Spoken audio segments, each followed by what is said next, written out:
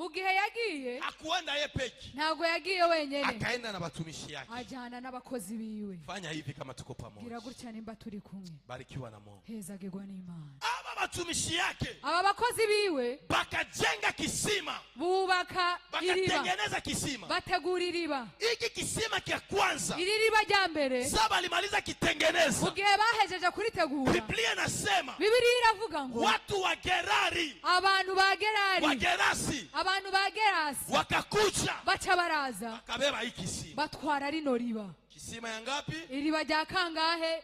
Iriba rya mbere. Mungu anisaidie unielewe hapa. Imana ifashe ntahure hano hantu. Chumi nenda maliza. Kubera ko ngomba mpeze. Kisima ya kwanza, iriba rya mbere bakaibeba, bararitwara. ilikuwa naita Eseki. Ryitwa Ezeki. Eseki. Ryitwa Eseki. Kisima ya pili, iriba rya kabiri bakaichimba, bararyimba. saba lishaimaliza, mugihe barihejeje nayo bakaibeba, naryo bararitwara. ile balibeba iryo riba batwaye akaita Sitna. aryitwa Sitna. Ya kwanza irya mbere baliibeba, baritwaye. ya pili n'irya kabiri naryo bararitwara. Lakini mimi nashukuru Mungu, ariko je ndashima Imana, Mungu wa mbinguni, Imana yo mwijuru hata itika ntago izokwemera babebe ya tatu. batwara irya gatatu Acha naryo. nifungule ineno Reka hapa. nugururira ijambo Baraka ya tate yako, Sorry. baraka ya tate yako, umuryango wa sogokuru wawe, umugisha umugisha ya tate yako, umugisha wa sogokuru wawe baliibeba, barawutwaye, tukanyamaza. turaceceka. Baraka ya baba yako, umugisha wa papa wawe bakaibeba, nabo barawutwara, ukanyamaza. uraceceka. Lakini baraka yako, ariko umugisha maraba sote, wawe, baraka yako, umugisha wawe, baraka yako, umugisha wawe, baraka yako, umugisha wawe, usiitike, niwemere, usiitike. niwemere. Fanya hivi, fanya hivi, fanya hivi, gutya, fanya hakana, hivi, fanya hakana, hivi, hakana. fanya hivi, hakana, usiitike, hakana, niwemere, usiitike, niwemere, baibebe. niwemere yuko bayitwara. Kama balibeba vya wengine, niba baratwaye iby'abandi, Yako. iby'iwawe, usitike babibebe. niwemere yuko babitwara. Nani yuko hapa sema amen? Nindari ngahavuga amen. Nasikia na barikiwa. Aya ya ya ya. Oh, hallelujah. Haleluya. Amen. Baliloga bakubwa yako, bararoze bakuru bawe, ukanyamaza. uraceceka. Bakaloga madogo yako, baroga n'abatwara bawe, uraceceka. Turu ya tatu, inshuro ya gatatu, simama. haguruka. Simama. Uhaguruke kuri inshuro ya gatatu. Karibu yako simama. Gira uruhande rwawe umubwire ngo kuri inshuro uhaguruke. Mwambie simama. Mubwire ngo uhaguruke. Mwambie simama. Mubwire ngo haguruka. Balibeba baraka ya kwanza, baratwaye umugisha wa mbere, tukanyamaza. turaceceka. Bakabeba baraka ya pili, bara n'umugisha wa kabiri, tukanyamaza. ntabwo turaceceka. Baraka ya tatu, umugisha wa gatatu, hatutaitika. ntabwo tuza kwemera. Fanya hivi, turahakana, hakana, fanya hivi, hakana, fanya hivi, hakana. Haleluya. Haleluya. Mimi naona watu 100, jewe ndabona abantu 100 Mungu anabatosha mu maisha ya Imana mubaya, yakuye mu buzima bubi, anabapeleka mu maisha mazuri. batwaye mu buzima bwiza. My God, nani anayepokea sema amen? Nani anayepokea sema amen? Mimi naona watu 100, jewe ndabonye abantu 100, hapana watu 10, hapana abantu 10, hapana watu 50, hapana abantu 50, watu 100. abantu 100. Mungu Imana ya repentance anabatosha mu Imana maisha ya ibakuye chini, mu buzima bwo hasi, anabapeleka mu maisha ya ibatwaye mu juu. buzima bwo hejuru. Haiko mimi njoo mimi nabatosha, ntabwo ari jewe ndabavaye, Mungu ndiye anabatosha. Imana niyo ibavaye. Vile unaelewa, ukonyene urukura na Mungu aifanye. Imana ibikore. Batu abantu banapenda tubakie mu maisha ya kulia, bashaka yuko tuguma mu buzima bwo Mungu wa kurira, mbinguni ariko Imana yo mwijuru anapenda badilishe maisha ishaka yetu. guhindura ubuzima bwacu.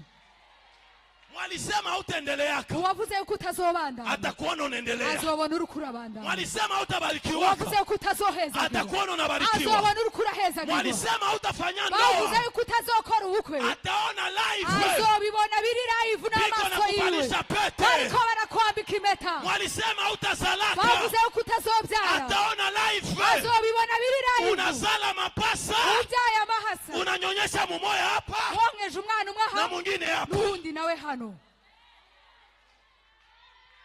hivi. Unaweza salimia watu wawili, urashobora kuramutsa abantu ubambie hivi, ubabwire ngo kuanzia leo guhera uyu munsi mimi naanza story ya nyiti. jewe ntanguye ubuzima busha. Mtabirie, mwambie muhanurire, kuanzia leo ubwire ngo guhera uyu mimi munsi naanza maisha jewe mapya. ntanguye ubuzima bushasha. Ubuzima, ubuzima ubwambere ifeza n'izahabu n'imigisha y'abariho ibyo yakoze nibyo byari bikomeye uri umunyamahirwe kubugihumeka ubuzima n'ubwambere ifeza n'izahabu n'imigisha y'abariho ibyo yakoze nibyo byari bikomeye uri umunyamahirwe kubugihumeka. Haleluya! Vile hawakukuua, uko nyene batarakwica, vile hauyasikiwa, uko nyene utarahambwa, kama tu ungali napumua, nimba ukiri kurahema gusa ukumva kakuka gasohoka, sema ndani yako, vuga muri wewe, ndatimiza ndoto, ngo nzosohoza inzozi zanje. Sema, vuga, ndatimiza nzosohoza ndoto yangu, inzozi zanje. Ikala mubaraka yako, icara mu mugisha, na Mungu akubariki. kandi Imana iguhezagira. Baraka ya kwanza, umugisha wa mbere bakaibeba, barawutwara. jana ulitumika, ejo warakoze, kazi kaishi. akazi karahera. Mwezi ya pili ukatumika, ukwezi kwa kabiri urakora, kazi kaishi. ukwezi akazi Hii karahera. mwezi, ariko kuno kwezi Mungu anisikie Imana bayama, inyumve, Mungu anisikie, Imana inyumve, asikupatie kazi niguhereza akazi ya miezi mbili, k'amezi abiri gusa, asikupe kazi niguhereza akazi ya mwaka mmoja, k'umwaka umwe. Mungu akupatie kazi Imana iguhereza akazi yenye utaacha uzoreka mukutaka yako. ari wowe ubishatse, Unasema uvuge ngo mina zeeka, jewe ndashaje, mina ikala, jewe ndicaye, munipe de compte finale. mutangure muze murampa nicaye.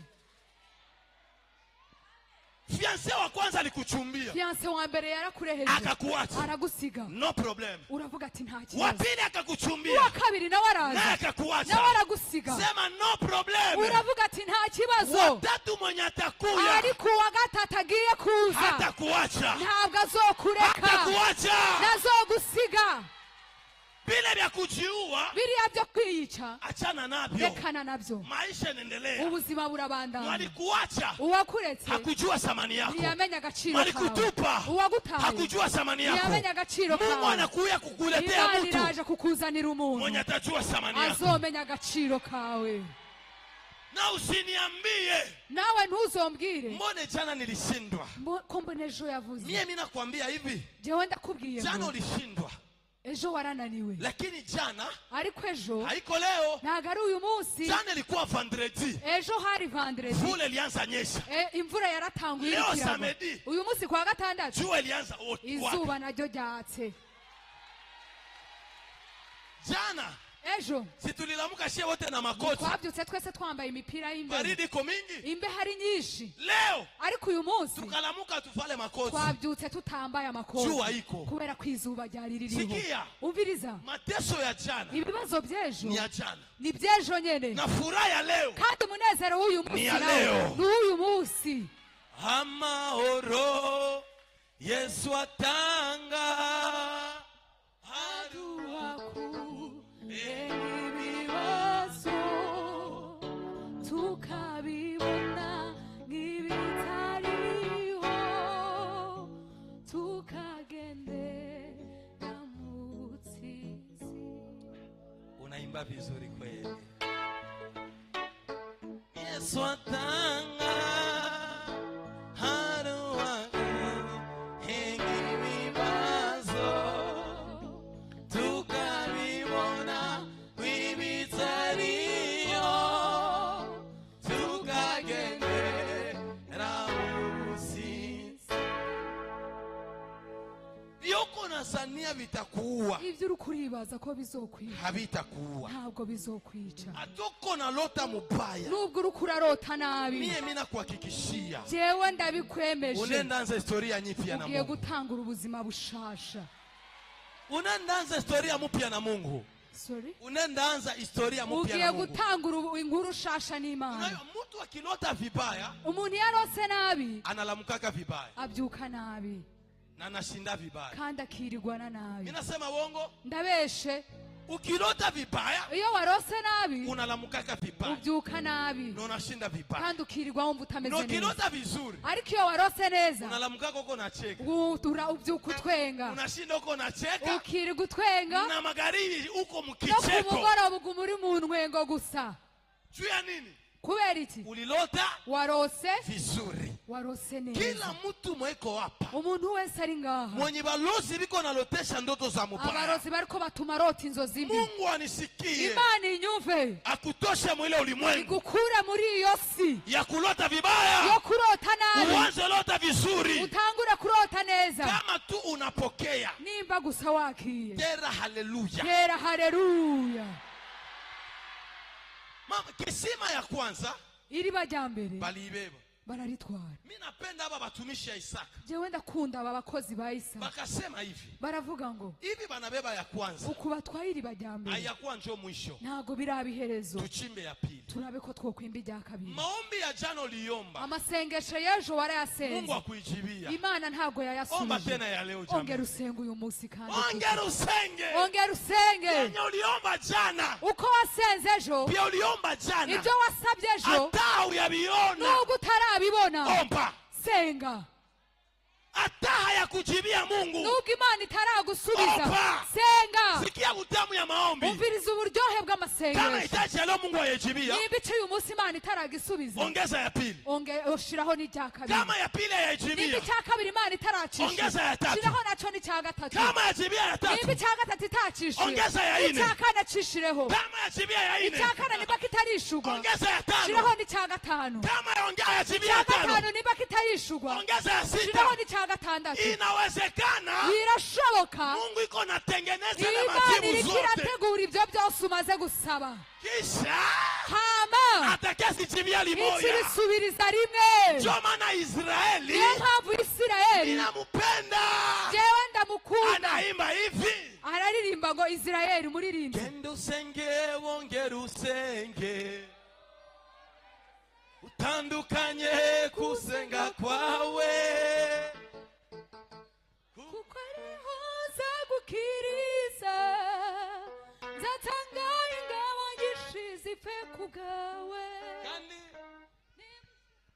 genda usenge, genda usenge, genda usenge wongera usenge, oh wongera usenge, utandukanye gusenga kwawe, kuko ariho zagukiriza, nzatanga ingabo nyinshi zipfe ku bwawe. oh sivyo nibwira nibwira kumagirira, si bibi ahubwo ni byiza, kugira ngo mbare mu mutima w'ibizaza ndabakunda. iyo ma usanze twigaragura mwifata idukurayo, iratweza iratubabarira, ikiruta ibindi yadusezeranya ubugingo. wewe ni muya wa Samedi, wowe uri umugeni wo kwa gatandatu, si Samedi ndo yako, si Samedi urubanza rwawe. tumchapie makofi jana. tumukomere amashyi. Samedi moto itawaka, kuwa gatandatu umuriro uzokwaka. haleluya, amen amen, amen. amen. Usiendende kaka, nugume ugendagenda. amen, amen. amen. Unaweza nipatia Mungu karibu yako mkono, mwambie urashobora guhereza uri mu ruhande rwawe, umubwire kama hayajibia, nimba itarishura omba, senga. murudili mwambie mubwire kama hayajibia, nimba itarishura omba. senga. Kama uyapata ndoa, nimba utararonka urugo omba, senga. pokea ufunuo, akirishugwa, usitoke kumagoti ntuzove ku mavi na hauyapata venye vilikufanya uingie utararonka kumagoti. ibyatumye winjira ku mavi. Ausikie ile neno ya ntago hekima, wumvise iri jambo. usitoke kumagoti ntuzove ku mavi na hauyapata vyenye vilikufanya uingie kandi utararonka kumagoti, icyatumye uja ku mavi. na hata unapata venye vilikufanya uingie nubwo woronka kumagoti, ibyatumye uja ku mavi, usitoke kumagoti. ntuzove ku mavi, Juu magoti kubera ko amavi jo itachunga vile vyenye ulipata niyo kumagoti. azocunga ibyo waronkeye ku mavi. Haleluya. Bwana Yesu asifiwe. Amen. Haleluya. Amen. Kama watu walikudharau juu ya kazi, nimba abantu kubw'akazi, usiache. Usiache. Ntukareke. Wewe unozisha tomate wewe. Wowe bakubwira ati wowe udandaza itomati. Mama sa wewe. Mama sa wewe. Umumama nkaho udandaza itomati. Unozisha tomate. Uruko udandaza itomati. Usiache. Ntuzobireke. Uzisha. Bandanya udandaza. Dandaza. Mungu atakuinua. Imani izokuduza. Na mwenyeko na uzisha tomate. Kandi uri kadandaza itomati. Na mwanashinda mu kiwanja. N'uri mu kibanza. Aba kwake sawa. Niba bameze kimwe. Udandaza itomati n'uwicaye gusa ntibameze kimwe. Mwenyeko na uzisha tomate. Udandaza itomati. Magharibi kienee. Ku mugoroba nihagera. Anakuyana kashashe. Arazana agashashi. Mukwamo mihindi y'abatoto. Harimo ibigori by'abana. Mukwamo mahembe y'abatoto. Harimo imyembe y'abana. Mukwamo bunga. Harimo agafu. Mukwamo mboga. Harimo imboga. Na mukwamo kanyama karobo. Harimo n'akanyama nubwo koba karobo. Lakini walikuwa kukiwanja. Ariko wa undi yicaye. Sasa watoto batazalia njala. Abana nibatangura kurira inzara. Unakumbuka. Uca wibuka. Mwende munilombee supu. Genda musabira gasupu. Kwa mwana uzishaka tomati. Kuri wa undi adandaza itomati. Ile kazi yako. Ako kazi kawe. Njoo itakuinua. Niko kazokuduza. Ambia tena mko karibu yako. Gira uri mu ruhande rwawe. Ukiheshimia ile ya kidogo. Ni wubaho utwo dukeyo ufise. Mungu atakupatia vile vya kabambe. Imani izoguha iby'agaciro byinshi. Ukiheshimia kale ka kidogo. Ni wubaho ako gatoyo ufise. Mungu atakupatia vile vya kabambe. Imani izoguha ibyo binini navyo. Probleme ya watu. Ikibazo cy'abantu. Banachoka haraka papa. Baruha vuba. Bali kupiga vita siku ya kwanza. Bagukubise ikigeragezo rimwe. Na mimi nabiachi. Barakugwanya rimwe uravuga ngo urabiretse. Nabiachi. Ucurabireka. Papa Bosco. Papa Baliua vya kwanza. Nubwo bishi bya mbere. Tafuta vya pili. Rondera n'ibya kabiri. Bakiua vya pili. Nibiki bya kabiri. Tafuta vya tatu. Rondera n'ibya gatatu. Vya tatu. Ibya gatatu. Haba bicheze yake. Ntabwo babikinirako. Tu namba tatu. Kubera ko igiharuro ca gatatu. Namba tatu. Igiharuro gatatu. Ni namba ya Mungu. Ni igiharuro c'Imana. Na ina maana ya ufufuko. Kandi gifise ubusobanuro bwo ya ufufuko. Bwo kuzuka. Manake ni kusema. Bivuze ngo kisima ya kwanza. Iriba rya mbere. Bali ibeba. Bararitwaye. Mungu akanyamaza. Imana iraceceka. Ya pili. Ijya kabiri. Bakaibeba. Naryo riragenda. Akanyamaza. Imana iraceceka. Saba alifika kuya tatu. Igihe bashika kujya gatatu. Utatu utakatifu wa Mungu. Utatu butagatifu bw'Imana. Mungu Baba. Imana Data. Mwana. Umwana. Na Roho Mtakatifu. Na Mpemu Yera. Mungu akasimama. Imana ikirahaguruka. Akasema hapa. Iravuga ngo hano. Hawataibeba. Ntayo batwara. Walipoipata. Babironse. Isaka. Akaipatia jina. Acarihereza izina. Ya Rehoboti. Ya Rehoboti. Na maana ya Rehoboti. Ubusobanuro bwa Rehoboti. Ni Bwana ametufanyia na sisi nafasi. Ni Imana natwe yaduhaye ikibanza. Haukukuwa nafasi. Na kibanza wari ufise. Ndani ya familia yako. Umuryango wawe. Mungu akupe nafasi. Imana iguhereza ikibanza. Haukukuwa nafasi. Na kibanza wari ufise. Ndani ya moyo wa mume wako. Umutima w'umugabo wawe. Mungu akupe nafasi. Imana iguhereza ikibanza. Nani anapokea sema amena? Nida byakiye avuge amena. Wanako iko nafanya sana kuya. Ni bangahe bari kugenda. Umugabo wawe iko nafanya kifika mu nyumba. Ni bangahe iyo umugabo wawe atashe muhira. Bwanako umugabo wawe iko nafanya akifika mu nyumba. Ashitse muhira. Bari akuone mke. Kugira ngo akubone nk'umufasha wiwe. Anakuona adui. Agacha kubona nk'umwanzi. Kumbi ni shetani. Kumbe ni satani. Aliingia ndani ya mume wako. Yinjiye mu mugabo wawe. Anatafuta vuruga ndoa yako. Ashaka kuvuruga urugo rwawe. Meniko na habari moja na mtu mmoja. Ariko ndafise inkuru imwe n'umuntu umwe. Mwenye shetani anatafuta vuja ndoa yake. Satani ashaka kwica urugo rwe. Mungu asimame leo. Imana ihaguruka uyu munsi. Akutane ule bwana yako kwenye iko. Sanguriya mugabo wawe ahari. Kama alitafuta achana na wewe. Nimba yari yashatse kurekana nawe. So tafika kunyumba leo. Ni washika muhira uyu munsi. Asikukaribishe na ngumi. Nakwakirane n'ingumu. Asikukaribishe na kofi. Nakwakirane n'abakofi. Akukaribishe na bizu. Akwakirane n'akabizu. Auaminie mimi nakwambia. Ntabwo wemera ibyo ndakubwiye. Hii uyaminie. Icyo cyizere. Unafika. Ni washika. Anakupa kabizu. Aguhereza kabizu. Mundoa. Mu rugo. Kama munakosa chakula. Iyo mwabuze ibyo mufungura. Mukikuwa tu na amani. Mufise amahoro. Na mai ya kukunywa. N'amazi yo kunwa. Inashinda nyamunyamu na fyufyu. Birarusha inyamunyamu n'amata y'ifyufyu. Ndoa. urugo kama tu mko na amani mufise amahoro gusa inashinda nyama ya kuchomewa. Nirasumba kanyama kokeje. Kuko mtu mwe banachomea nyama. Hariho umuntu bokereza kanyama hana amani. ata amahoro afise. Sana iluma ayiriyeko anasikia nashindwa shuka hapa. agaca yumvira anse kumanuka. Chakula shakukatalia kushuka.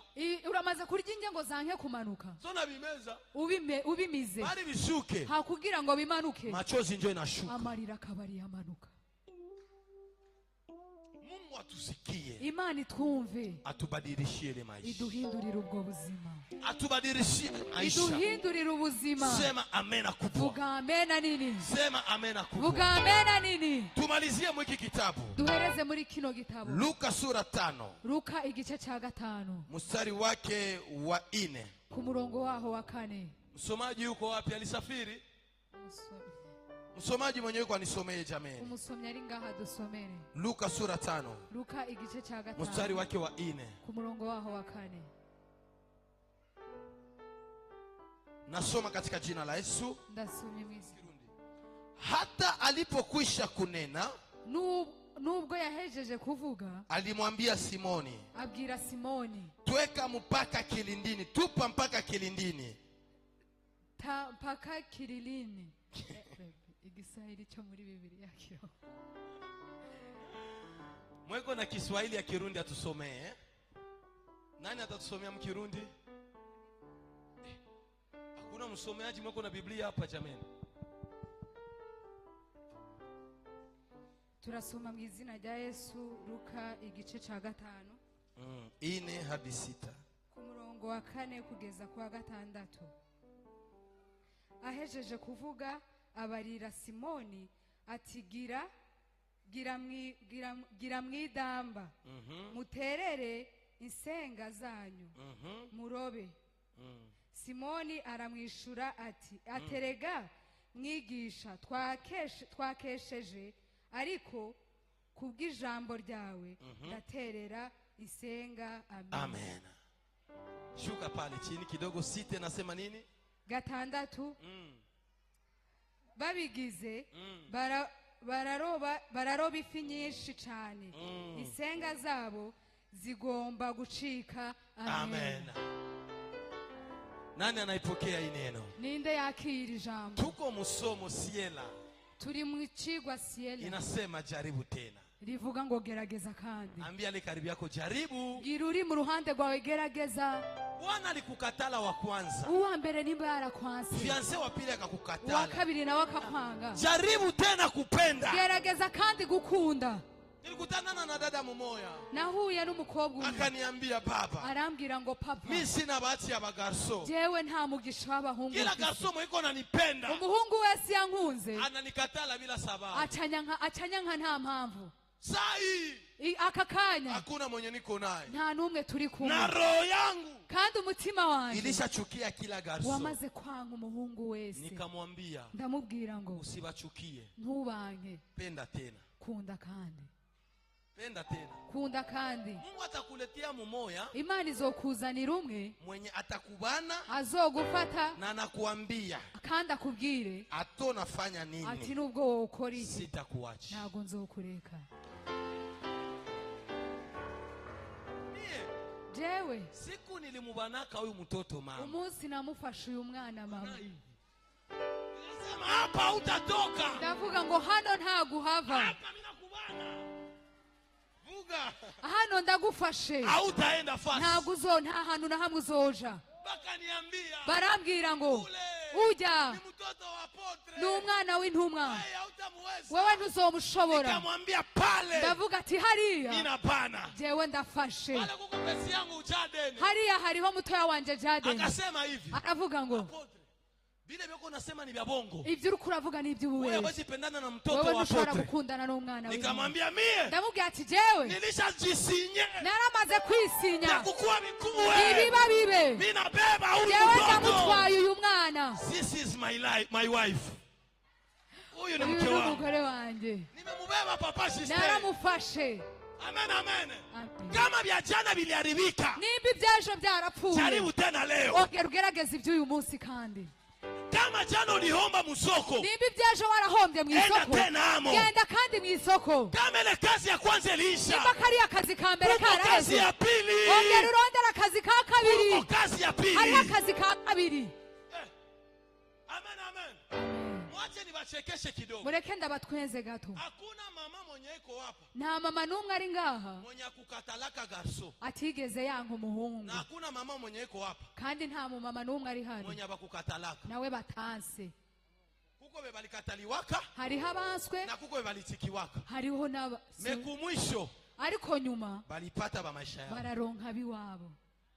Unatafuta poteza matumaini juu ya nini? Ushaka gutakaza icyizere kubera Fie mudogo, uracyari umukobwa muto, haweneza miaka 40, nta myaka 20. Acha vya kujiua, reka ibyo kwica, walienda muache aende. Uwagiye mureka gende. Siku moja umunsi umwe atakuona ku Facebook, azokubona kuri Facebook, atakuona ku TikTok, akubone kuri TikTok, biko na kuvalisha pete, bariko barakwambika impeta, banaishusha, bayimanure. Anasema avuge ngo ni huyu njo niliachaka, uyu wa undi nahebye, wala haiko yeye, canke siwe. Hakuna kitu kibaya, nta kintu kibi sagi si mtu akukatale, umuntu akwanke kisha akutane Mungu amekuinua. amasanga Imana yarakudugije. Amen, amen. Amen. Biblia inasema, Biblia iravuga Yesu anaenda ku bahari, agenda ku kiyaga, anafika ku bahari, ashitse ku kiyaga anakutanana na jamaa mmoja, anakutanana na garso mmoja, asanga n'umuja mumwe anaitwa Petro. yitwa Petero. Petero alikuwa analoa samaki. yari umurobyi w'ifi. Sema samaki, vuga amafi, vuga samaki, vuga ifi. Amen, amen. Amen. Sasa usiku mzima, rero ijoro ryose Petro alilowa, Petero yararobye, hakupata hata ndagara moja, nigeze aronka n'agafi na kamwe.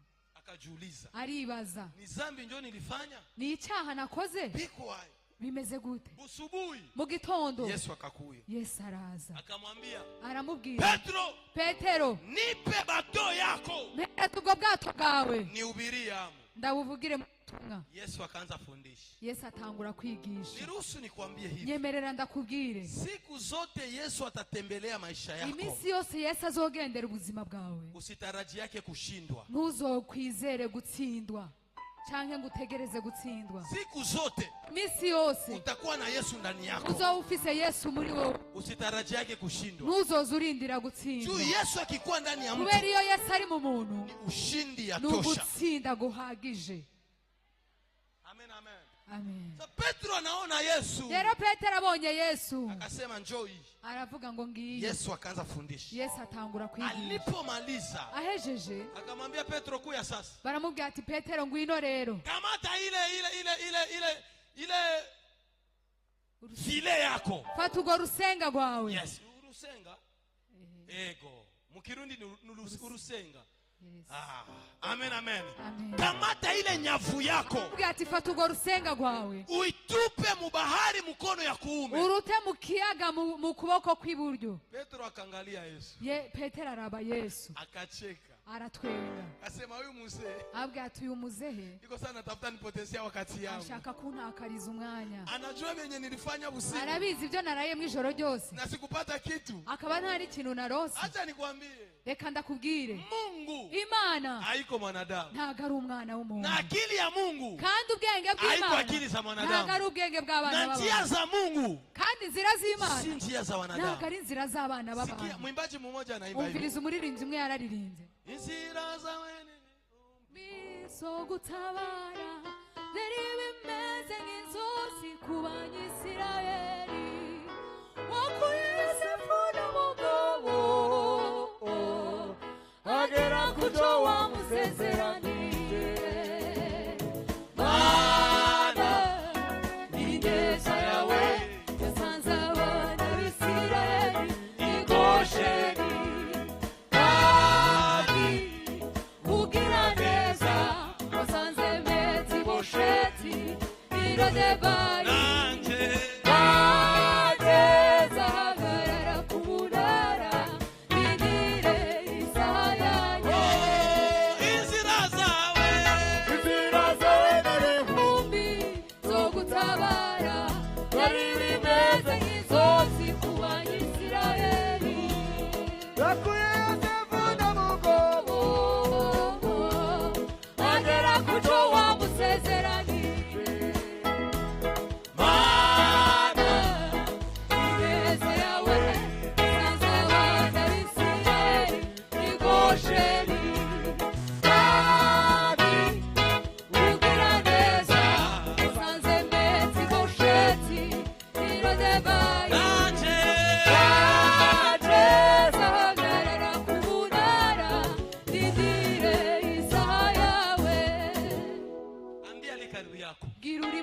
ruhande rwawe. Kuna saa ya Mungu.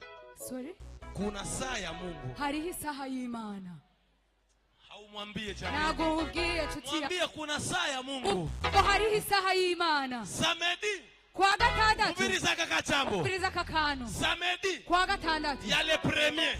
Itariki imwe. Ya mwezi wa 6. Ukwezi kwa gatandatu. Ilikuwa saa ya DM. Yari saha ya DM. Samedi ya kesho. Samedi ejo. Ni saa ya Alex. Ni saha ya Alex. Samedi ya kufuata. Samedi ikurikira. Ni saa ya Jessica. Ni saha ya Jessica. Na wewe samedi yako. Na wewe hii samedi. Inakuya. Samedi yako inakaje. Ambia mko karibu yako. Kiruri mu ruhande rwawe. Samedi yako na wewe iko. Samedi yawe nawe iriho. Mwambie. Mubwire. Samedi yako. Samedi yawe. Na wewe iko. Na wewe iriho. Usikudanganye. Umuntu ntazokureka. Akuambie. Akubwire. Hautalunga. Mwambie. Mubwire ngo. Samedi yangu. Uwa gatandatu wawe. Nami itafika. Nade uzoshika. Sinza fa ukonzarama. Kugirango. Oh, sinza fa.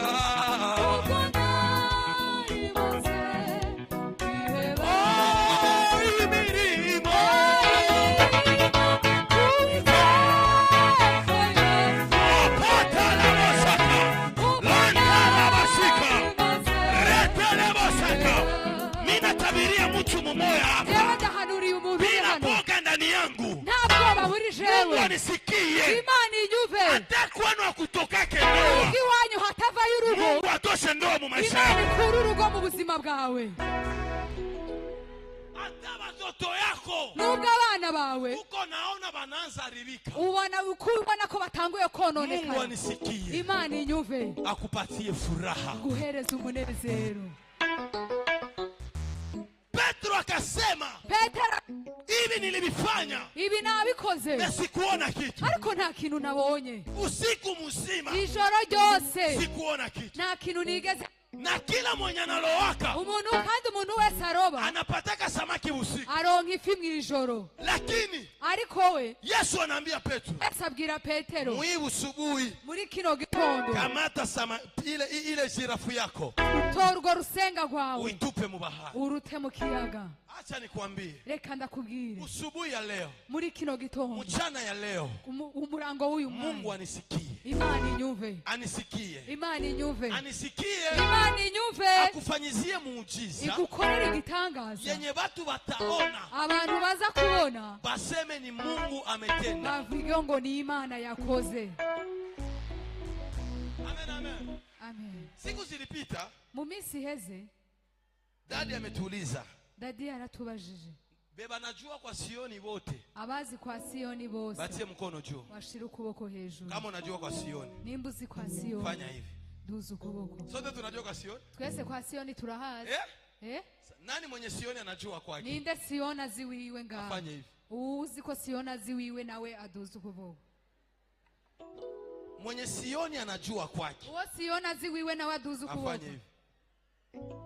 Unajua ni sababu gani? Urazi ko ari kubera iki? Mwenye iko na vitu. Ufise ibintu. Anajulikanaka. Aramenyekana. Mwenye hana vitu. Utafise ikintu nawe. Ajulikanaka. Nigera amenyekana. Mungu atusaidie. Imana idufashe. Atupatie vitu. Iduhereze ibintu. Watu batujue. Kugira ngo abantu batumenye. Mama, Mungu akutendee muujiza. Mama, Imana igukorere igitangaza. Nasema Mungu wa mbinguni. Ndavuze ngo Imana yo mwijuru. Akutendee muujiza. Igukorere igitangaza. Hii jua. Iri zuba. Yenye mimi naona inaingia mwako. Je, ona jinji iwawe. Inaangaza mwako. Ujakiji wawe. Ipata la basheke. Hii jua. Iri zuba. Yenye mimi naona. Mbona. inaangaza mwako. Imuritse mu nzu yawe. Mungu anisikie. Imana inyumve. Akimbize kila giza. Yirukana umwijima wose. Yenye iko mu mwako. Uri wawe. Hii nuru ingie katika jina la Yesu. Tera haleluya. Tera haleluya. Tera haleluya. Tera haleluya. Ninaweza tabiria watu wawili hapa. Ngoma ntangure mpanurira abantu babiri ngaho. Ninaweza tabiria watu wawili hapa. Ndashobora guhanurira abantu babiri. Ninaweza tabiria watu wawili hapa. Ndashobora kuhanurira abantu babiri. Kuna mtu yuko hapa. Hariho umuntu ari hano. Iko na deni. Afisi deni. Iko na nini mimi nasema? Ideni. Deni. Ideni. Hii sauti naisikia ndani yangu. Ijwi ndaryumva. Tena inarudia ndani yangu. Kandi rirongera iragaruka. Iko na deni. Afisi deni. Tena deni yenye iko nayo. Kandi deni afise ni ya pesa nyingi. Ni amafaranga menshi cyane. Iko na jiuliza. Ariko aribaza. Hizi pesa zitatoka wapi? Aya mafaranga zova he? Uko nafanywa kilalo unalamuka. Kuribaza misi yose uryamye. Ukilala unalamuka. Uryamye ukabyuka. Unasikia boga ndani yako. Ucaumva ubwoba muri wewe. Unaona gereza. Ukabona gasho. Inafunguka. Imbere yawe kuguruye. Lakini Mungu ananiambia. Ariko Imana irambwiye. Kama uko hapa. Nimba uri hano. Simama upokee neema. Haguruka wagirirwe buno buntu. Uko na deni. Ukabuzi yuko ufise ideni. Deni ya pesa nyingi. Ideni ry'amafaranga menshi. Mungu wa mbinguni. Imana yo mwijuru. Anatafuta washangazi. Irashaka kubatangaza. Mungu wa mbinguni. Imana yo mwijuru. Anatafuta washangazi. Gombi batangaza. Musikie sauti ya Mungu. Mwumvirije ijwi ry'Imana. Mimi nabaambia bya Mungu. Ibyo ndababwiye. Amen. Amen. Hizi pesa. Aya mahera. Mimi naona Mungu anazitia mu mikono yake. Je ndabona Imana yashize mu maboko yawe. Lakini umusikie. Musikie. Uve. Hii franga sasa zinafika mu mikono yako. Aya mahera gihaza gushika mu maboko yawe. Usiziuze hata inite. Ntuguremwe n'amayinite, ntukuremwe n'aya mayinite. Wende ulipe pesa ya watu yote. Wende wishure ideni ry'abandi ryose.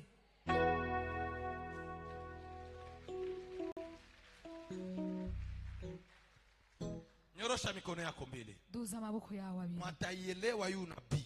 Uza gutahura buno buhano. Anaipokea kweli. Akabwakira ragati. Ulishatafuta bikashindikana. Wararondeye ubona biranka. Ulishatafuta. Wararondeye. Binashindikana. Biranka. Mei pesa. Ariko aya mahera. Naona Mungu anazileta.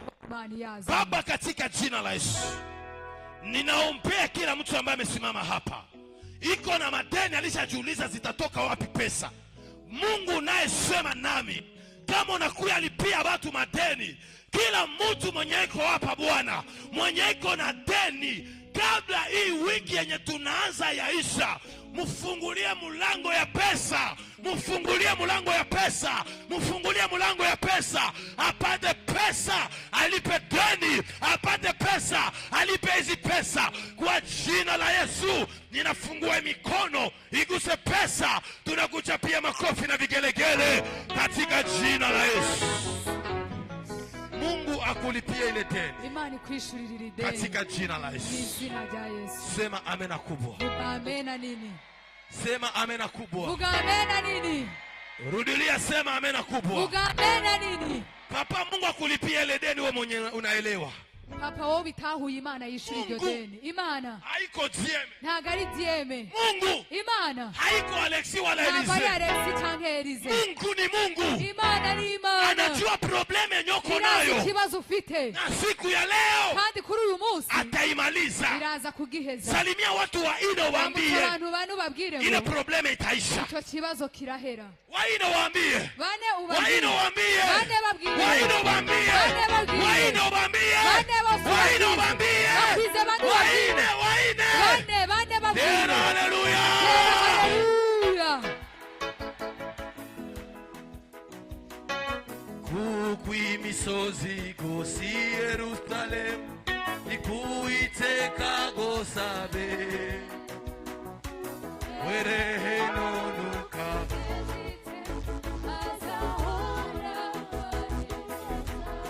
kukwimisozi ikuiteka gosabe werehe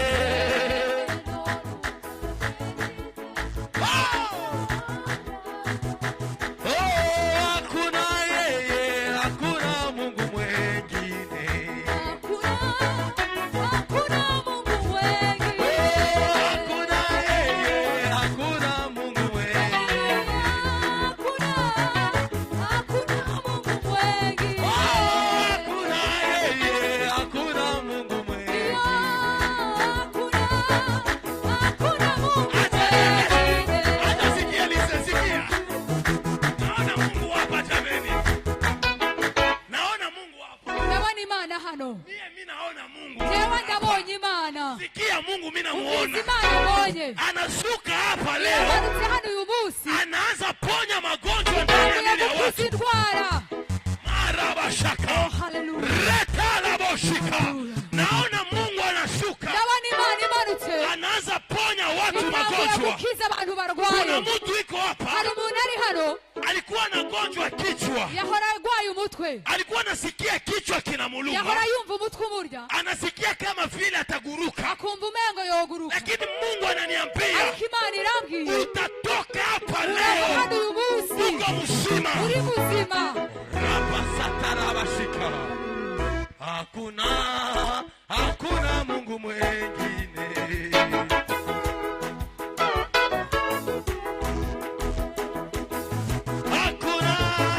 Hakuna Mungu mwengine. Hakuna Mungu mwengine. Aliufizi sezerano. Imani bora.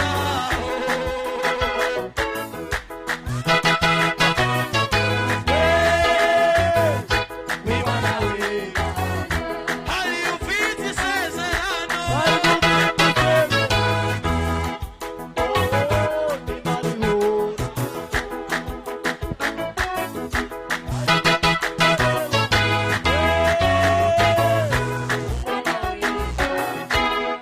Kama unamaliza miezi Nimba umaze amezi uko nasikia mifupa yako uriko wumva amagufa yawe muko maumivu makubwa, harimo ububabare bukabije migulu yako mu mavi yawe, unasikia unaumia, ukumva umengo urababara, simama mwile kiti nikuoneshe muujiza haguruka wa muri Mungu. iyo ntebe tugusengere, Tukuoneshe muujiza wa Mungu. kwereka igitangaza c'Imana. Ile miguu yako Ayo maguru yawe itapokea uzima leo. agomba yakira ubuzima uyu munsi. Ninaona Mungu mzima Jewe ndabona Imana nzima anaitwa Jehova Rafa, yitwa Jehova Rafa, anaanza ponya watu, itanguye gukiza na hii abantu, neema kandi ubu buntu siwezi acha pite ntabwo hivi. ntushobora kubureka ngo Siwezi burengane, acha. ntabwo ushobora Hata kubureka uko na diabete, nubwo waba urwaye hata diyabete, uko na kanseri, nubwo waba urwaye hata kansa, uko na sida, nubwo waba ari sida, leo uyu munsi uyu munsi uyu munsi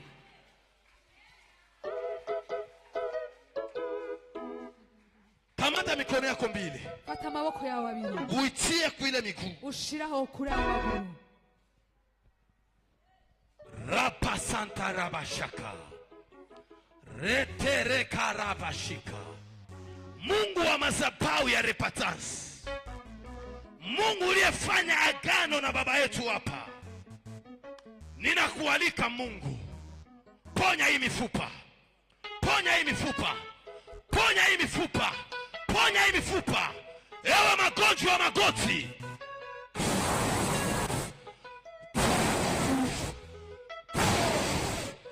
toka kwa jina la Yesu. Hawa watu wawe wazima katika jina la Yesu Kristo.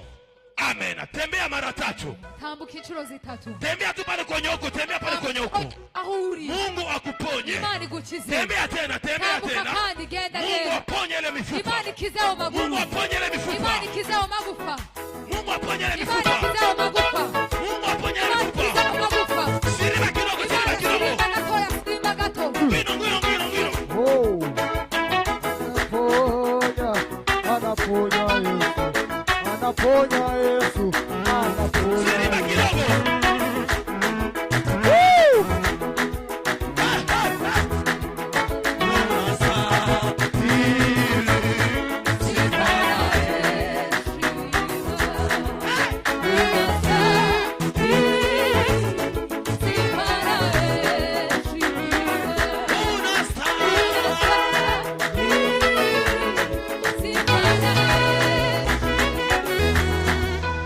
Hallelujah.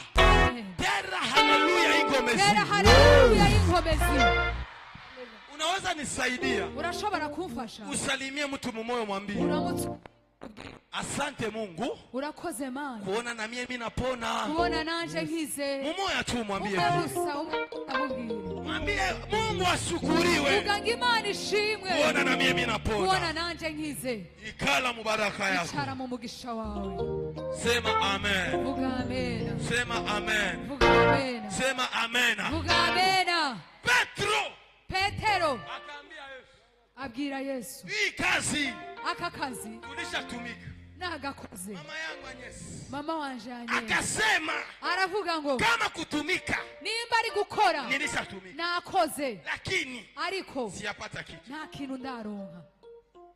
Kuko watu hapa Hariho abantu ngaho balishatafuta maisha barondeye ubuzima ni hakuna kupata, ariko nta kuburonka. acha nikuambie leo, Ariko reka ndakubwira uyu munsi, pale kwenye ulikosea aho jana nyene waburiye ejo njoo kwenye Mungu atakukutana, niho Imana iza na kugusanga njoo kwenye atakutendea kandi muujiza. ninahiza kugukorera igitangaza. Dada simama utere haleluya. Wewe unavala jinx, wewe wa jinx. Wewe wambaye jeans na hata una sauti utaitera leo. Ubwo ntajwi pa gutera Tera haleluya. Tera haleluya. Kimya kimya kimya sote.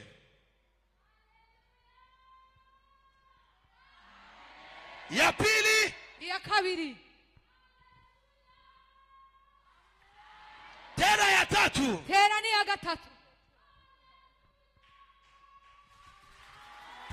kabla hii mwezi haijaisha, Uku kwezi kutarahera, Mungu akutendee ishara Imana igukorera igitangaza yenye utatangaza hapa kwenye madhabahu. uzovugira hano ku gicaniro.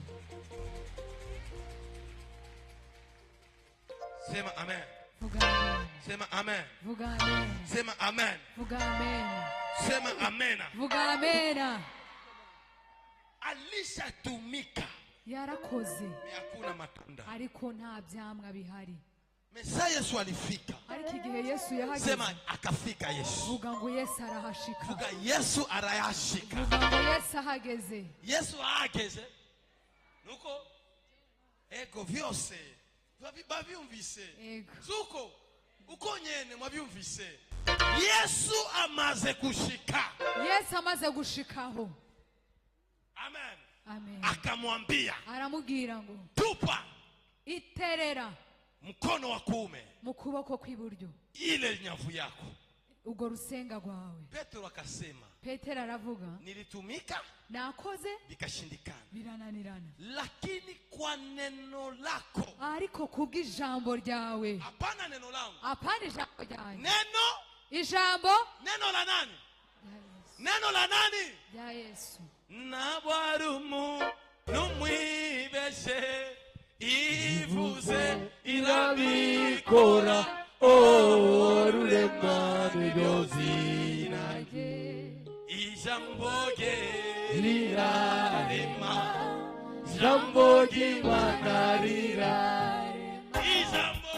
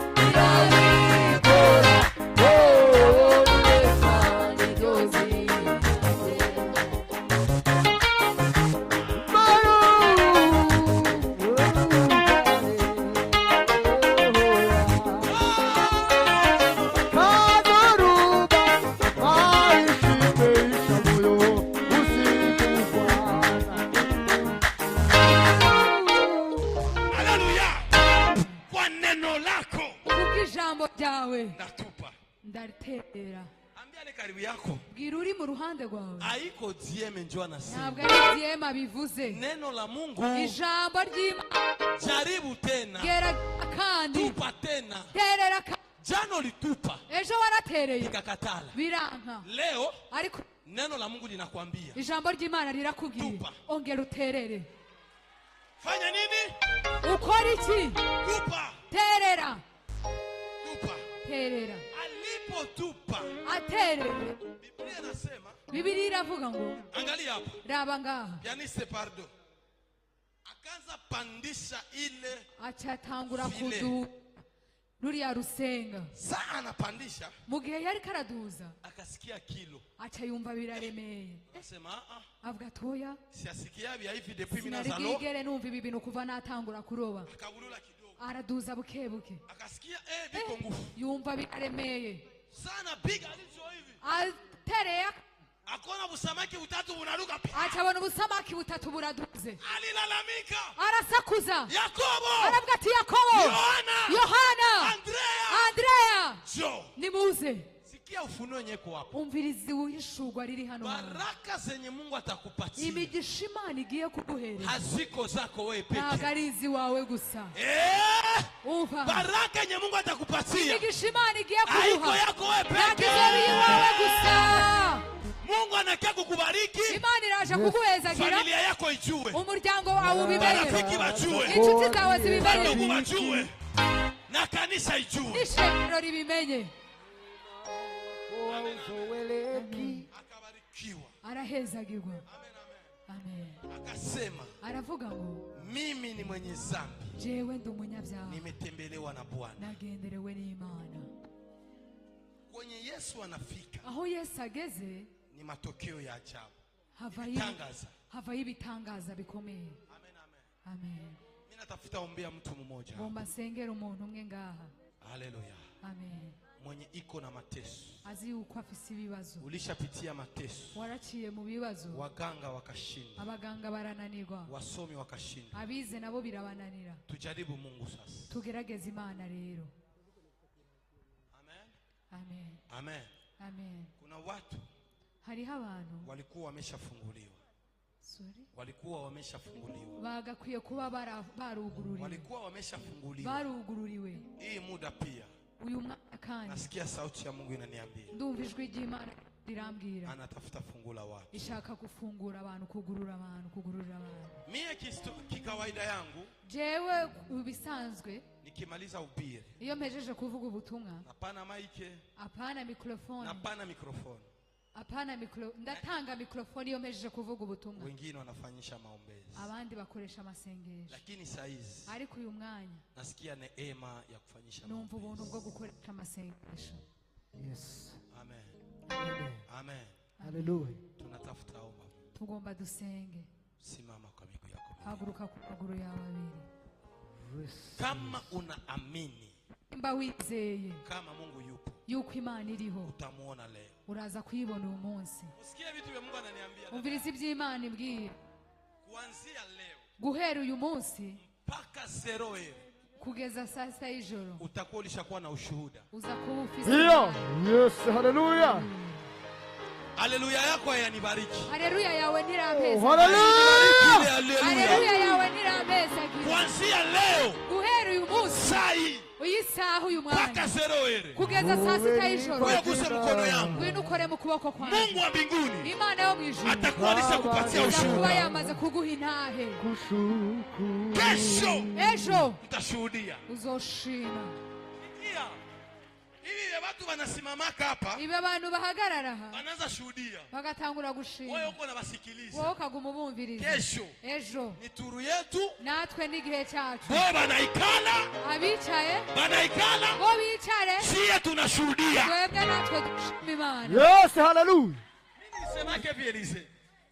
Mimi nisemaka hivi. Je naravuze ngo Elize Sitapostaka tena mtu sinzokwigera mpostinga kandi mwenye umuntu anafanya mariage yakoze mariage mpaka siku paka umunsi Mungu ananipa ndoo. Imana izompa urubanza Nilikuwa nanjye. na posti wengine. Postinga abandi ariko Mungu jewe anipe ndoo. nkabona Imana ntimpuru. Nikasema baba, Ndavuga ati papa sitapostaka mtu sinzosubira gupostinga mpaka umuntu nifanye ndoa yangu. banka nanjye nkora urugo rwanjye. Amefanya. Sita ikupita. Amezi 6 ntiyaheze Mungu akanipatia ndoo. Imana iki mu rugo. Na mimi nikaona watu wananiposte. Shemana nanjye abandi bapostinze. Nikasikia raha. Umunezero. Nikasema Ndavuga ati kumbe vinyoma yenye bana post kumbe anasikia bapostinze hakuna nukuyiyumva kitu kizuri nta kintu kiryoshe zagi si sura yako nko kubona isura yawe iyale kumastatiza abantu Ndio. z'abantu. Yes. hapana vya ripe ulishakufa Apana byo kugushiraho uko muzima uri muzima unaona mtu anakupost ubona umuntu kisha yagupostinze naandika hama cyandikaho congratulations acyandika Yes. congratulations. Umefanya hili, umefanya lile, umenipa jina. Baba nina kushukuru. Kesho mutashuhudia. Ejo muzoshima. Kesho Ejo utashuhudia. muzoshima Imana. Utatoka hapa Urava ngaha unapokea simu. wakire telefone. Telefone iko wapi? Telefone. Ukiyehewe telefone. Unaona? Urabona? Utatoka hapa leo Uzakuva ngaha uyu munsi unapokea simu wakire telefone. yenye kukuwaka na wasia. Utari witeze ku Yenye kukuwa na wasia. Utaipokea leo. Urakuyakira uyu munsi. Jamani, Yesu yupo. Ni kweli Yesu yupo. Tunamtangaza yupo. Tumeona kazi zake. Oh jamani, Jamani Yesu yupo. ni kweli Yesu yupo. ninatangaza. Tunamtangaza yupo. Tumeona kazi zake. Oh jamani, Jamani Yesu yupo. ni kweli Yesu yupo. ninatangaza. Tumeona kazi zake. Nilikuwa ninashuhudiwa miujiza ya Yesu. Nimeona kwa macho yangu, nimejua yupo. Enoke nilikuwa ninasimuliwa kwamba Yesu ainua. Nimeona kwa macho yangu, nimejua yupo. Jamani, Yesu yupo. Ni kweli Yesu yupo. Ninatangaza yupo. Nimeona kazi za. Oh jamani, Yesu yupo. ni kweli Yesu yupo. unatangaza. Tangaza yupo. Tumeona kazi zake. Munisikie kidogo. Munyumve gato. Haleluya. Amen. Nasikia hizi yanga ziko wazi. Ndumva iki kirere gifunguye. Usikamate bibi tu kawaida. Nimufate ibi bintu nk'ibisanzwe. Leo uamini Uyu munsi wizere. kama utakutanana na Mungu.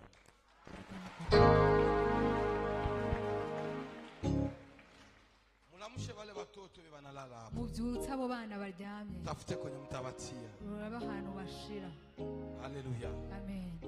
Mbele tufanyishe maombezi. Mbere yuko dukoresha amasengesho, Tutoe kwanza sadaka zetu dutange kwanza amashikanwa yacu pamoja na moja ya 10. hamwe n'ikigira 10. Amen. Amen. Amen. Amen. Kamata sadaka yako Tora ishikanwa ryawe na moja ya 10. n'ikigira 10. Kama uko na haja ya kutoa moja ya 10, Nimba ufise umutima wo gutanga ikigira 10, tanyorosha mkono. uduze ukuboko. Wa protokole watakupatia Protokole baguhe envelope. envelope. Utia moja ya 10. Ushiremo ikigira 10. Haleluya. Amen. Haleluya. Amen. Ile Iyo haiko kitu ya kutoa. ntabwo ari ikintu cyo gutanga. NDCM abaito wake Ikigira 10 ntibagitanga, bana ilipaka. baracishura. Amen, amen. Amen. Kuna watu wamelainiwa Hariho abantu bavumwe kwa sababu Mungu aliwabariki, kubera ko Imana yabahezagiye, bakakula vya Mungu na barya bakakula vyao. iby'Imana barya n'iby'iwabo. Haleluya. Amen. Amen, amen. Amen. Moja ya 10 Ikigira 10 haiko yako, ntabwo ari icy'iwawe, haiko yangu, nta nubwo ari ni icy'iwanje, ya Mungu. ni icy'Imana. Kama utalipa moja ya 10, Niba uza kwishura ikigira 10, maenvelope hizi hapa. amaenvelope ngaya Kamata hayo, wakiri, tia moja ya 10. ushiremo ikigira 10. Kamata sadaka yako. Fata ishikanwa ryawe. Biblia inasema Biblia iravuga tusiende mbele za Bwana mikono mitupu. ntitukagenda imbere y'Imana amaboko masa, Sio vizuri. ntabwo ari byiza. Baada ya kutoa sadaka, Inyuma yo gutanga amashikanwa, tunatafuta ingia mkipindi kizuri cha kuwasha moto tugomba wako. twinjire mu mwanya mwiza wo kwatsa umuriro. Wanalomba hapa envelope. Batenga envelope. Tunatafuta omba Mungu. Nani mwingine anahitaji envelope? Ninde undashaka envelope? Tia moja ya 10. Ushiremo ikigira 10. Tunaombea sadaka hizi Baba, katika jina la Yesu. Kila mtu atakaitoa umubariki. Bariki kazi zake, bariki mikono yake, zidisha kwa alitoa, fungua milango ya baraka, umuinue kikazi, umuinue kila kitu kitagusa. Mungu wa mtume, Mungu wa agano ya repentance, Mungu wa madhabahu ya repentance, bariki kila mtu ambaye amekuja kukutolea sadaka na moja ya 10. Ufungulie milango ya baraka katika jina la Yesu. Amen. Karibu kutoa sadaka zako mbele za Mungu, na Mungu iko na kubariki. Vile jisuko na nyorosha mkono, na Mungu wa mbinguni anyoroshe mkono wake juu yako. Nasema Mungu anyoroshe mkono juu yako.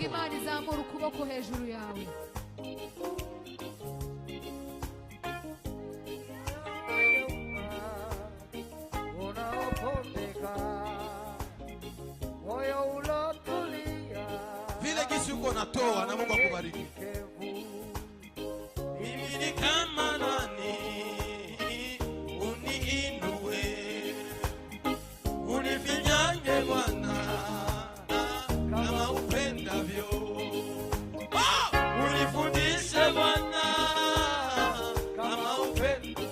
Uniondole majivuno, komesha kiburi, utawale akili zangu. Bwana niongoze, uifundishe roho yangu habari za mbingu. Sikizani kizazi changu, Mungu anaishi.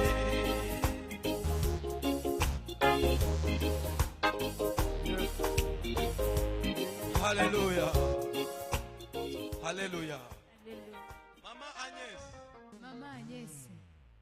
Mungu akubariki mama yangu. Imana iguhezagire mama wanje. Mungu anisikie. Imana inyumve.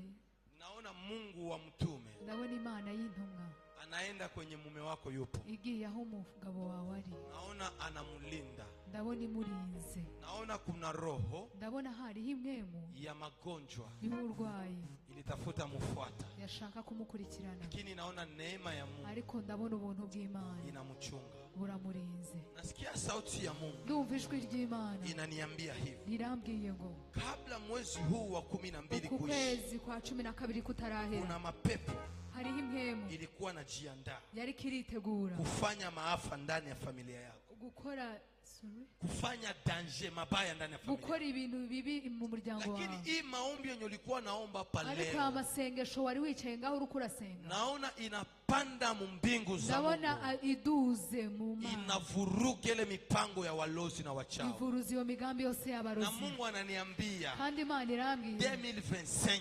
2026 2027 28 29 30 utaikula na watoto yako muko wazima, uzoyijya n'umuryango wawe muri bazima. Sema amen. Vuga amen. Sema amen. Vuga amen. Kuna watu tunatafuta ombea hapa. Hari abantu tugomba dusengere ngaho. Haleluya. Amen. Kamata mkono ya ndugu yako, fata ukuboko kwa mugenzi wawe, kamatane mikono, mufatane amaboko. Mungu afanye mambo makubwa. Imana ikora ibikomeye. Mama, Mungu akubariki. Mama, Imana iguheza. Na nisikie kandi nyumve hii unabii ubuhanuzi ifanye kazi. Ugiriki wachawi na walozi abarozi wasione familia yako, babone umuryango katika wawe, jina la Yesu. Amen. Tunatafuta omba Mungu, si vile jamani. Dusenga Imana. Nani mwanaaminia kama Mungu yuko hapa? Ninde yizeye yuko Imana iri hano?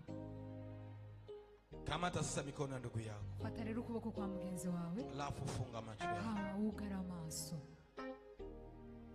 toshe ile pendo pale, kuri iryo pendo ngaho, usikwe bya kumulumiza, ihave mubabaza. Mungu anisikie. Imana inyumve.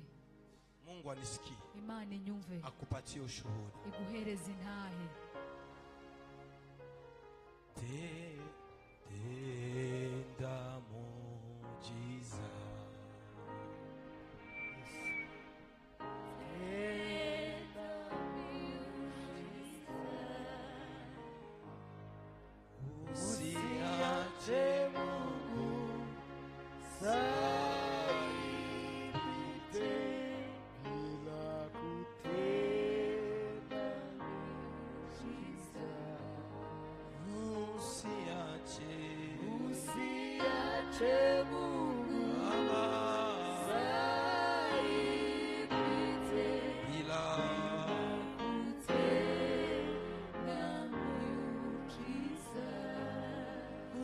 Usiache Mungu. Hallelujah.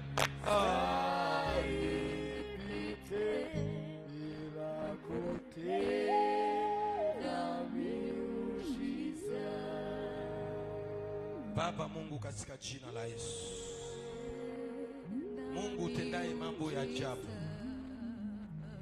ninaombea watu hawa, ninaalika neema yako katika jina la Yesu. Anza omba mahali ulipo, anza omba mahali ulipo, senga, senga, senga, senga, senga, senga, lia mbele za Mungu, mwambie Mungu akutembelee leo, mwambie Mungu akuonekanie leo. Ha ha ha ha. Oh!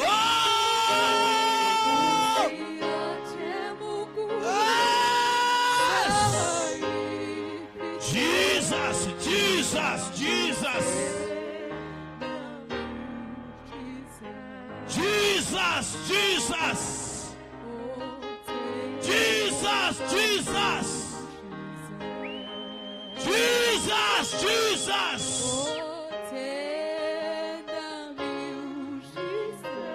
Rapasata raboshaka. Baba, baba, baba, baba. Pandanya kusenga. Duza masengesho. Duga, duga, duga. Duga, duga.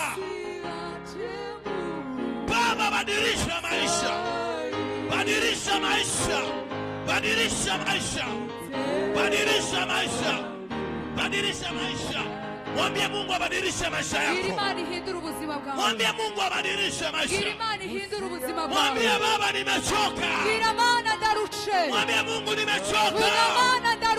Njoo unisaidie. Ya. Omba, omba, omba, omba. Nataka mtu mmoja aombe. Nataka mtu mmoja aombe.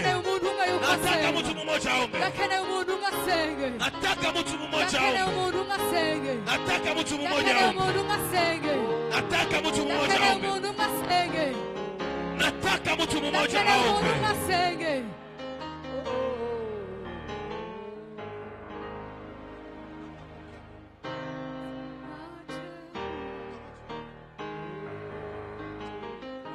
Lotarabashakai.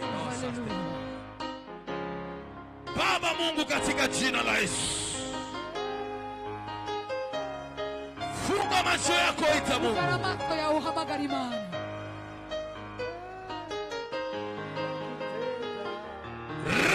Rapasatarabashakai.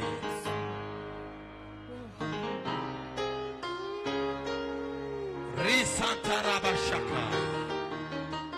Rabrore fakarabashaka.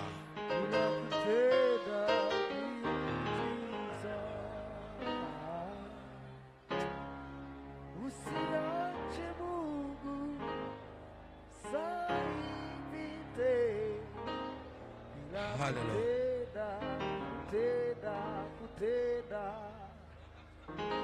Oh. Hallelujah. Kutenda miujiza. Hallelujah. Yes. Sikia.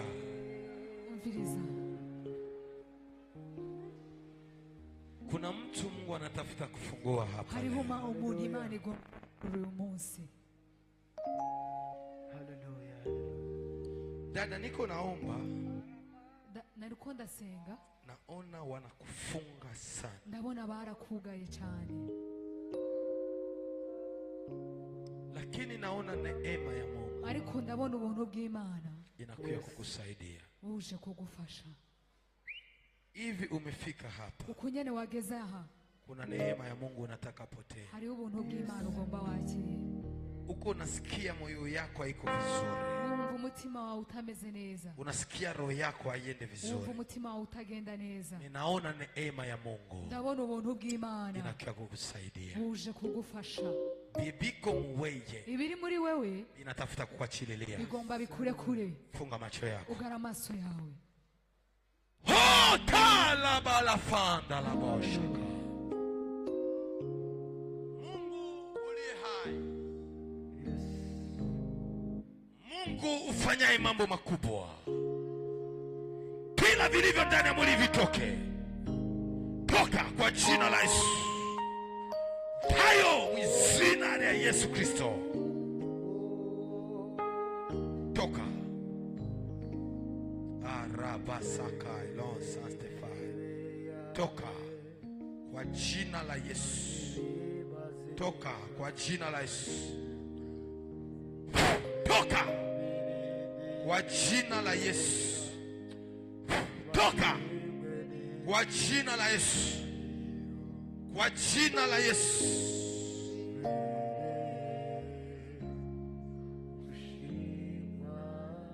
Nisaidie upige makofi yako tukimize hii roho ndani ya mwili hii.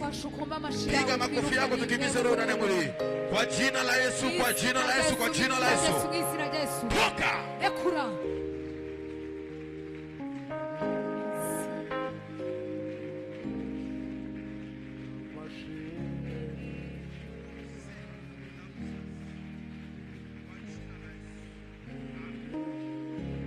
Chapia Bwana makofi makubwa. Merimana mashimeshi. Nataka uombe maombi moja. Akene usenge amasenge. Mwambie tu Mungu hivi. Ubwire Imana gusa ngo siku ya leo kuri uyu munsi isiishe ntuhere na uyanipatia ushuhuda. Utampereza intahe. Yenda shuhudia kesho. Nzoshima ejo. Karibu kwa maombi. Kaze mu masengesho. Mwambie Mungu na mie. Bwira Imana ati nanje. Nipe ushuhuda. Mpereza intahe. Karibu kwa maombi. Kaze masengesho. Kaze mu masengesho. Omba Mungu, omba Mungu. Senga Imana, senga Imana. Omba Mungu, omba Mungu, Senga omba Mungu, Imana, omba senga Mungu. Imana. Nataka nisikie sauti yako. Ndakene numva ijwi ryawe.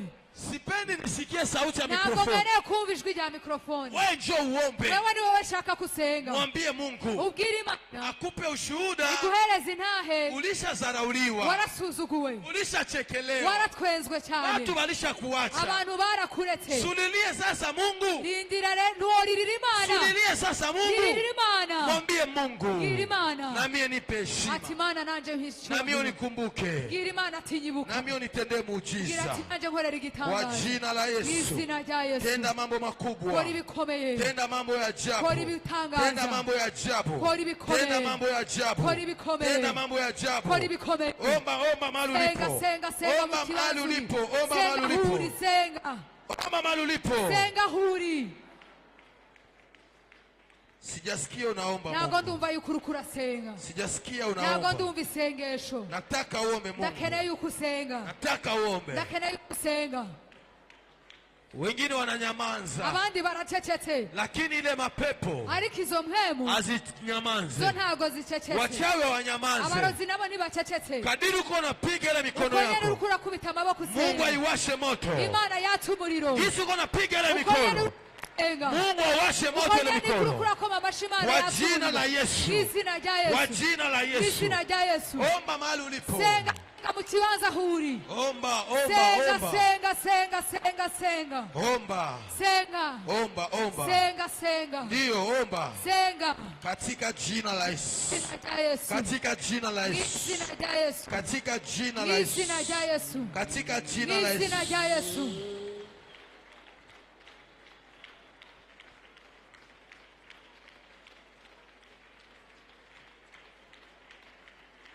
Omba. Senga.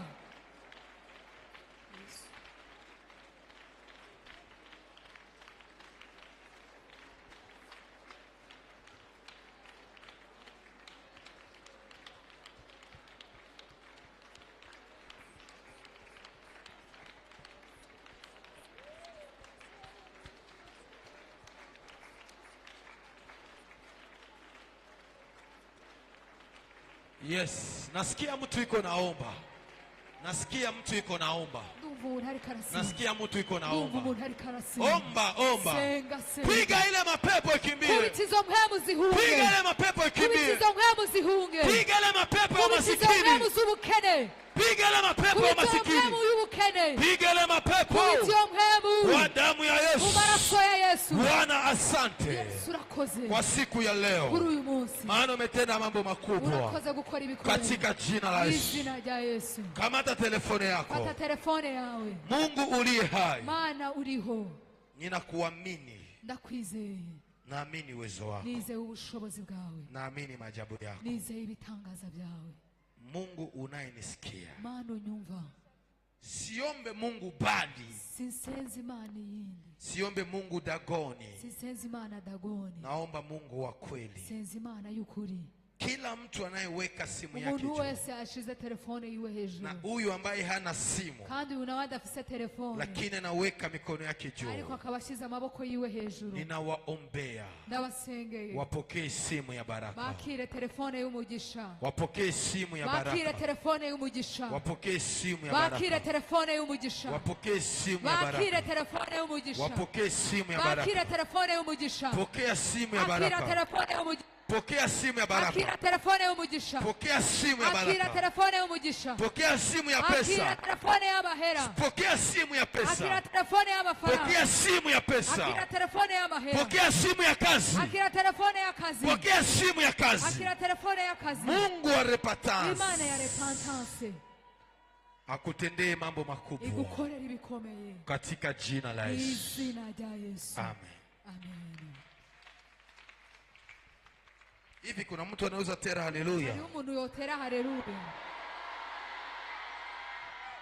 Tera haleluya ya pili. Tera haleluya ya kabiri.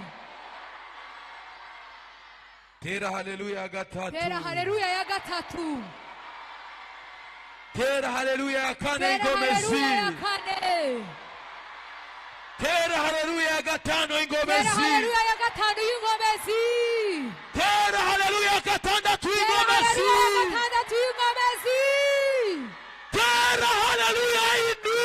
Haleluya y'indwi. Tepara sete. Ratarabashika. Lotandarabasheke. Horibasaka. Lantarabroshika. Funga macho yako mahali ulipo. Gara maso yawe aho uri.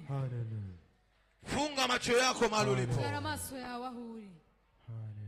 La Santarabroshaka. Leta ule mtu hapa.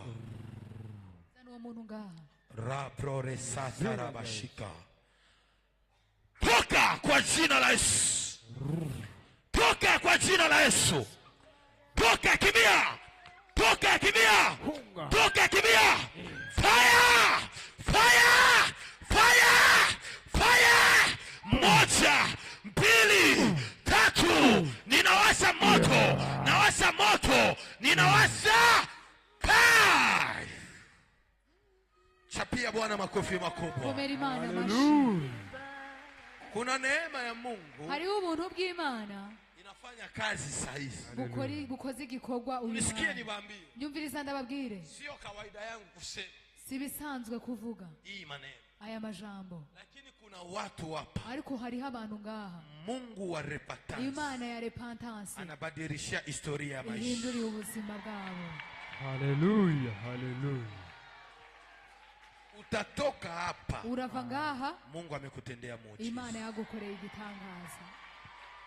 Amen. Tunamaliza ibada yetu. Turahejeje amasengesho yacu, Tunamaliza ibada yetu. turahejeje amasengesho yacu, Lakini acha nikwambie hii habari. ariko reka ndakubwira aya makuru. Kesho Ejo, vuga ejo. ejo, Vuga ejo. ejo, Vuga kandi ejo. ejo Numusi n'umunsi w'ibitangaza. w'ibitangaza.